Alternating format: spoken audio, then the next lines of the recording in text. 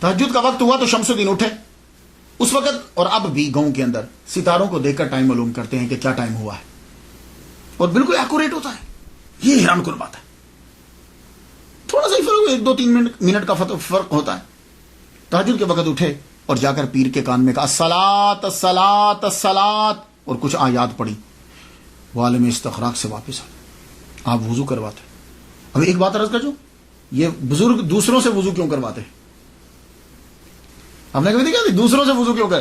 اس لیے کہ جب کوئی وضو کرواتا ہے تو پانی کم استعمال ہوتا ہے. یہ مطلب نہیں کہ ان کو تکبر ہے, وہ خود وضو نہیں کرتے, نہیں.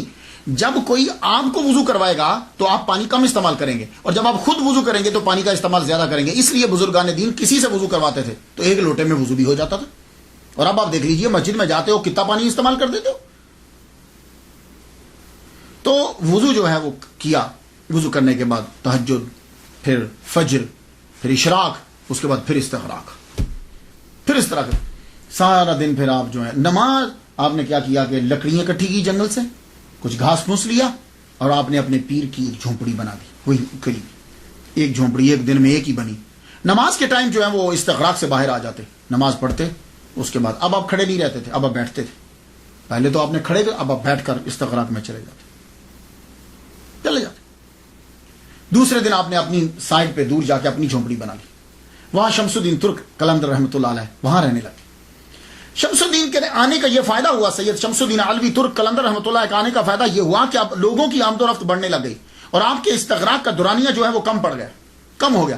اب جو ہے صابر پیا خود ان کو تعلیم دینے لگ گئے, ظاہری اور باطنی دونوں تعلیم جو ہے وہ ان کو دیتے. اللہ اکبر جل شانہ. یہ ایک معمول بن گیا, استغراق کم سے کم. لیکن عشاء کے بعد جو ہے وہ صبح تک جاری رہتا, صبح تک یہ جاری رہتا. لوگوں کی آمد و رفت ہونے لگ گئی, اور یہ خبر پھر دور دراز تک بھی جانے لگ گئی. لوکل لوگ بھی آتے اور باہر سے لوگ بھی آتے. لیکن وہ پہلے شمس الدین بتاتے کہ اب کون سا وقت ہے, اس وقت میں تم جا سکتے ہو کہ نہیں جا سکتے. تب لوگوں کا سامنا ہوتا. اگر آپ اجازت نہ دیتے تو کوئی آگے جا نہیں سکتا تھا. اور جب کوئی دہلی سے آتا, نظام الدین اولیاء رحمۃ اللہ علیہ جو ہیں وہ آپ کے بڑے ہمراز اور آپ کے بڑے قریبی تھے, بڑے محبت کرنے والے تھے. تو جب کوئی دہلی سے آتا تو صابر پیا پہلے ہی فرما دیتے, شمس جی حضور بھائی دہلی سے آ رہے ہیں مہمان, کچھ تھوڑا سا نمک بھی ڈال دینا بیچ میں, کیونکہ وہ نمک استعمال کرتے ہیں, پھیکے ان کو اچھے نہیں لگتے, تو نمک ڈال. تو واقعی آدمی جو ہے وہ کھانے کے ٹائم دہلی سے آ جاتا. ایک مرتبہ امیر خسرو رحمۃ اللہ علیہ تشریف لائے. یہ کیسے ہو سکتا ہے کہ نظام الدین اولیاء کے دوستوں اور امیر خسرو تشریف نہ لائیں؟ امیر خسرو آئے, بڑی محبت کی.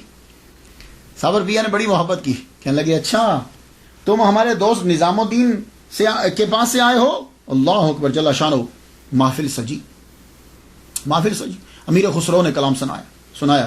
سید شمس الدین نے بھی, اور صابر پیا خود بھی بہت بڑے شاعر تھے, آپ نے بھی اپنا بھی کلام سنایا. اور کہنے لگے امیر خسرو سے, تم بہت اچھا کلام کہتے ہو, ہم خوش ہوئے تم سے, اپنے مرشد کو جا کے ہمارا سلام کہنا. عالم استغراق میں پھر چلے گئے. امیر خسرو واپس گئے. جب واپس پہنچے نظام الدین اولیاء رحمۃ اللہ علیہ نے استقبال کیا آپ کا. یار کتنی محبت کرتے تھے ایک دوسرے سے یہ لوگ. استقبال کیا کھڑے ہو کے. کہنے لگے تم نے میرے بزرگوار کو دیکھا, دوست کو دیکھا تم نے؟ کہا جی ہاں حضور میں نے دیکھا. نظام الدین اولیاء آگے بڑھ کر دونوں آنکھیں چوم لی. ان آنکھوں سے دیکھا تم نے؟ کیا تم نے مصافحہ کیا ان سے؟ تم نے ہاتھ ملایا ان سے؟ کہا ہاں میں نے ہاتھ ملایا, دونوں ہاتھ پکڑ کے چوم لیے. اللہ اکبر جل شانہ.